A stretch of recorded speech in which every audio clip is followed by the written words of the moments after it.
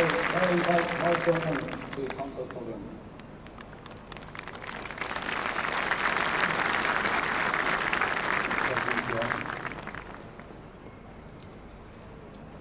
I was not here on the 15th of June when the Bloody Sunday March was able to complete its original and proper destination to this Guildhall Square.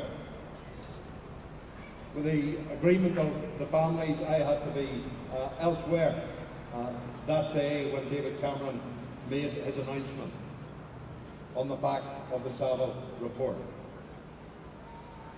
I spoke to John Kelly and Mickey McKinney and Mickey Bridge before David Cameron spoke in the House of Commons as they read the Saville report inside the Guildhall, and I was locked in the Cabinet Office in London reading the Saville report. And when we spoke in that one phone call that was allowed in and out of the Guildhall, the three of them were afraid to say to me exactly how they were feeling on their reading of the report. And I was sort of afraid to say to them, because I wanted to know what they felt. And Mickey McKinney eventually said, well, we think it's kind of good. And I said, well, I think it's very good. And then they topped that with what they felt as well. And that was the one sense of the enthusiasm and the excitement that I had that day. But those of you who gathered here with the families on that day made a huge statement, just as those of you who have attended this march and so many other events in relation to the Bloody Sunday Justice Campaign have made a huge statement down the years. You have stood with the families and you have stood for truth. And some people might bill this as the last march, and it may be the last march in this form. But it is not the last stand that we will all take in relation to truth, in relation to justice, whether it's for the families of Bloody Sunday, the families of Ballymurphy, or so many other people who have also suffered the loss of loved ones at the hands of unjustified and unjustifiable violence.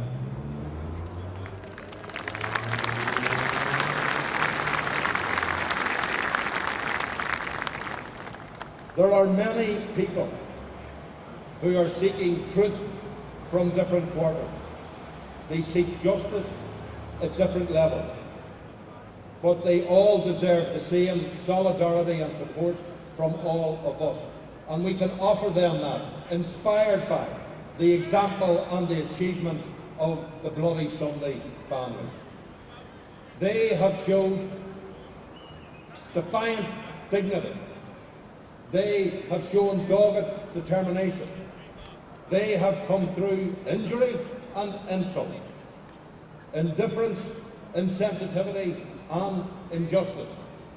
And they made sure that on the 15th of June, the truth overcame all the lies, not just of Widgery, but the whole syndicated spin system that preached that libel against the victims of Bloody Sunday around the world. We need to assure the Bloody Sunday families that as they continue in their struggle for a proper follow-up to the truth that was admitted by Saville, as they continue their stand for justice, not just for themselves but for others, that we will stand with them too. They have our support, they have our salute, they have our every blessing. We need to make it clear too to the British government that David Cameron's words on the back of a profoundly significant support by Lord Saville were hugely important and were welcome. But we also need to know what some of those words mean. He said that the British government of today take full responsibility.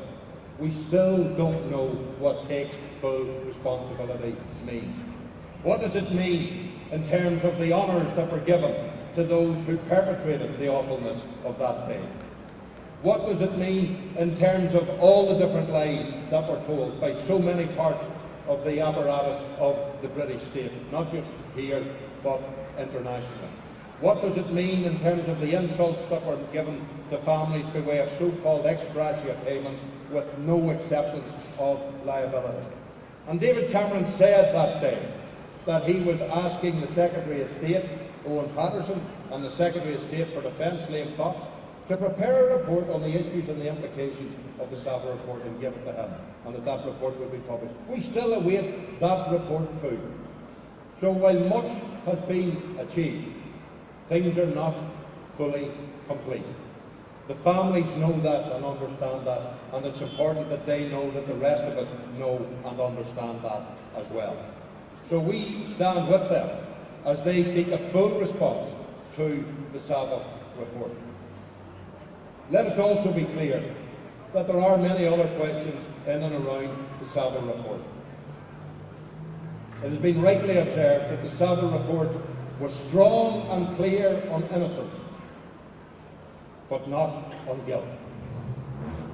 And we have to ask whether or not, if Savile had heard some of the evidence that has now been made available, thanks to the work of the Pat Finucane Centre and the Historic Inquiries team, in relation to the shooting of Billy McGrenery in this city in September 1971, and the decision of the Attorney General that no soldier would ever be prosecuted for anything committed in the line of duty, we have to ask, if that had been available in evidence before the Savile inquiry, would Savile's judgment have been different in relation to the planning that went into that day?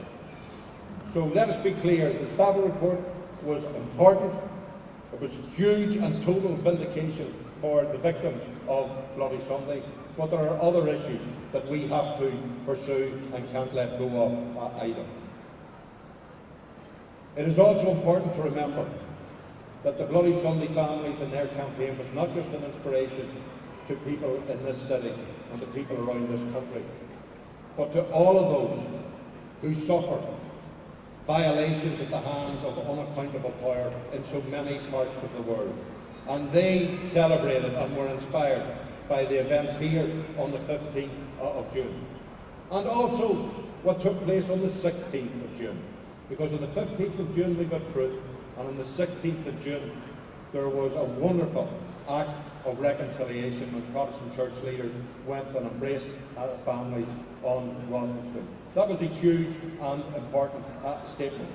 And a stone was rolled away for this city, and the path of possibility was open, not just for this city, but for this country. We were offered a healing of history. It is poignant that it's on this Bloody Sunday weekend, the first Bloody Sunday weekend after the victims have been fully vindicated, that Raymond McLean passed away. Raymond did everything he could for victims on Bloody Sunday, and he did everything he could for their families since Bloody Sunday. And let us be clear, when it comes to the story of Gerald Gonahy, Raymond McLean is to be believed. And we stand by Raymond McLean's verdict.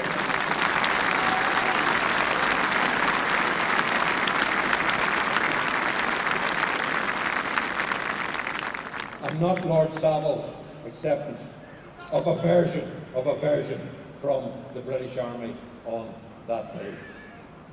So let us move forward, proud in what the families have achieved. Let the families know that they have our support and our goodwill into the future as they come to terms with issues that are still in front of them. Let the Ballymurphy families and so many others who are searching for justice know that they have our support as well. Victims must know that we are not going to leave them in forgottenhood as the rest of us get on with the business of making progress. Truth and justice must stand for us all. So we are here. A travesty was finally arrested on the 15th of June. Innocence was vindicated, and family honours were kept. Family promises were honoured on that day. So we're here yet again with the families, and in whatever form these events take place in the years to come, we always will be there and we welcome so many other people to this city today as well, and we hope that you leave here heartened and you carry that sense of struggle and a stance for justice through in all that you do everywhere.